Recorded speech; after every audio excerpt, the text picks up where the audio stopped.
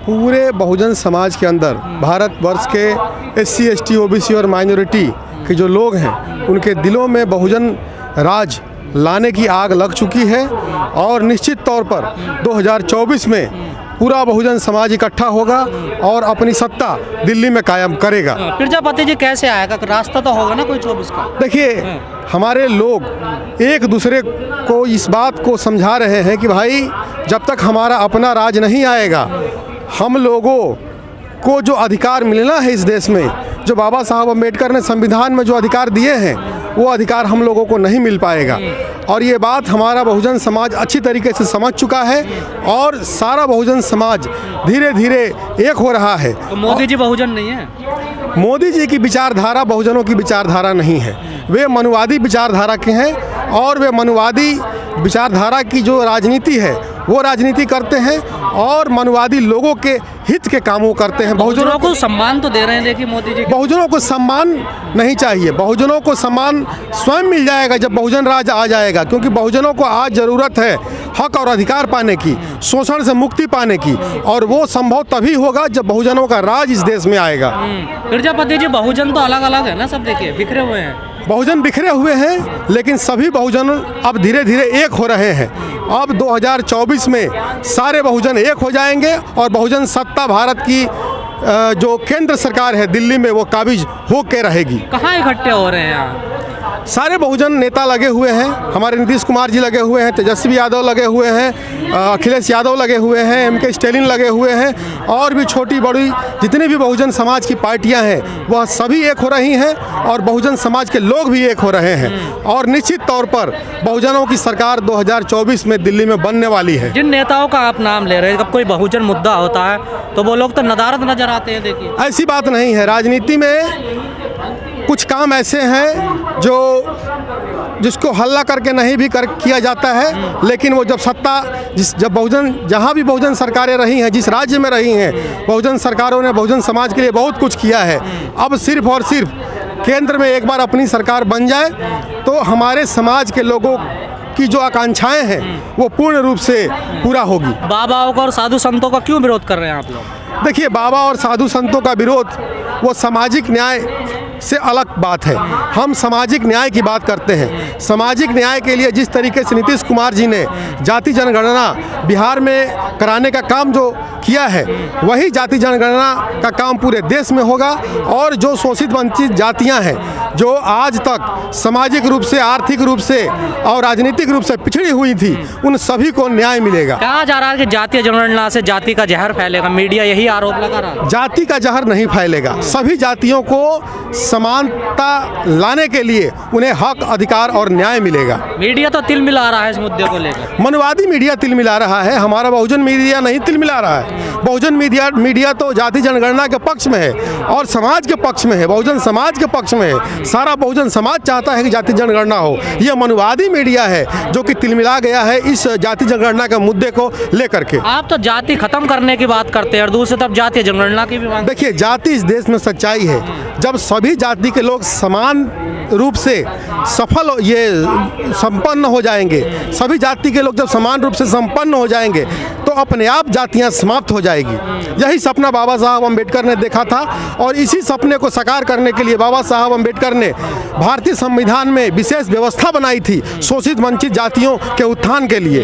तो संपन्न करने के लिए मोदी जी काम कर रहे हैं ना दिन रात। मोदी जी संपन्न करने के लिए काम करते तो उन्होंने पार्लियामेंट में जाति जनगणना नहीं कराएंगे ऐसा बात वे नहीं कहते। उनकी सरकार ने स्पष्ट रूप से कह दिया है कि वे जाति जनगणना नहीं कराएंगे, क्योंकि वे शोषित वंचित जातियों को उनके हक और अधिकार देना ही नहीं चाहते। वे जाति जनगणना का विरोध करने वाले कौन लोग हैं? सारी मनुवादी पार्टियां हैं, कांग्रेस है, भाजपा है, सभी जो मनुवादी पार्टियां हैं वह जाति जनगणना के विरोध में है। कांग्रेस भी मनुवादी है। मनुवादी अगर नहीं होती तो वो आज़ादी के बाद से एक बार भी वह जाति जनगणना नहीं करा पाई।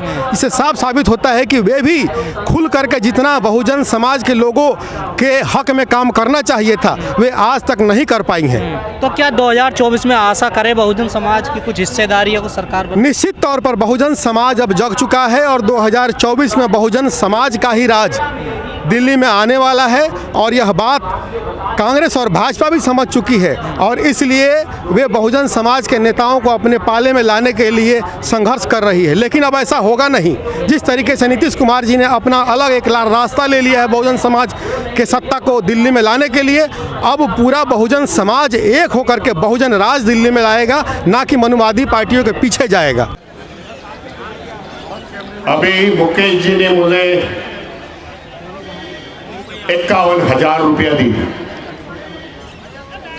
और बता दिया कि बाबा साहब इधर 1953 में आए थे,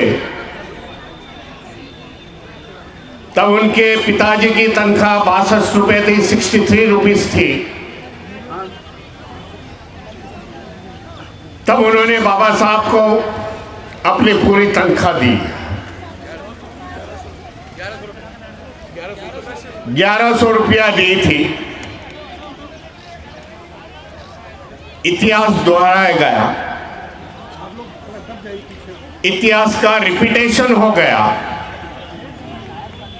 मैं धन्यवाद देता हूं मुकेश जी को कि 51,000 की जो राशि है वो मैं बुद्धिस्ट सोसाइटी ऑफ इंडिया के बैंक के खाते में डिपॉजिट करूंगा और उसकी पर्ची में भेज दूंगा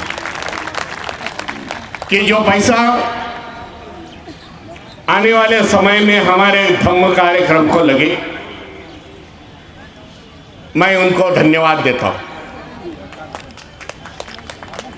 काफी समय हो चुका है, मुझे मालूम है। मैं भंते जी को रिपीटेडली बता रहा था कि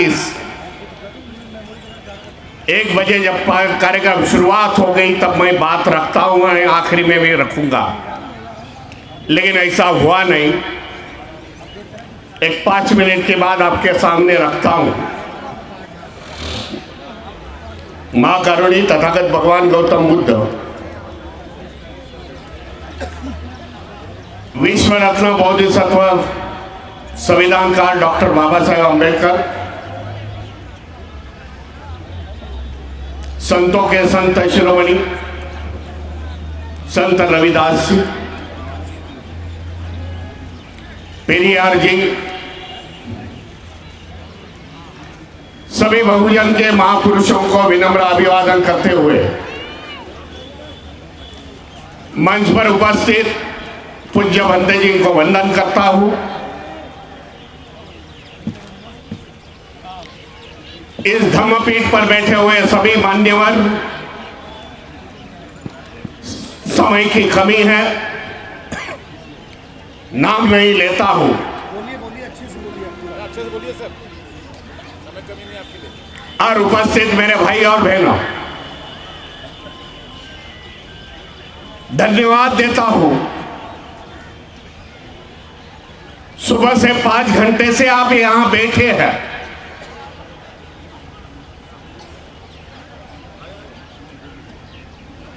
इससे लगता है और असल में है बाबा साहब के विचार पर, धम्म के विचार पर चलने वाले आप लोग हैं। जिसमें कमियां थी वो यहां से उठ के निकल गए।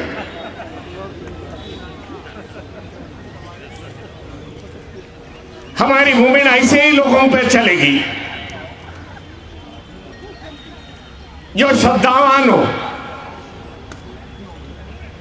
दान पारमिता जानते हैं और समाज में कुछ इतिहास घड़ाना चाहते। ज्यादा लोगों की हमें जरूरत नहीं,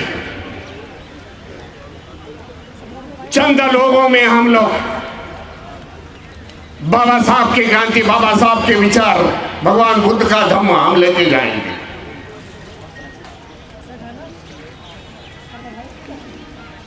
आज भंते सुमेध रत्न जी ने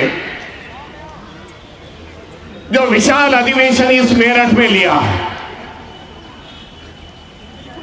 सुबह में संख्या काफी थी, लेकिन भंते जी ने मुझे बताया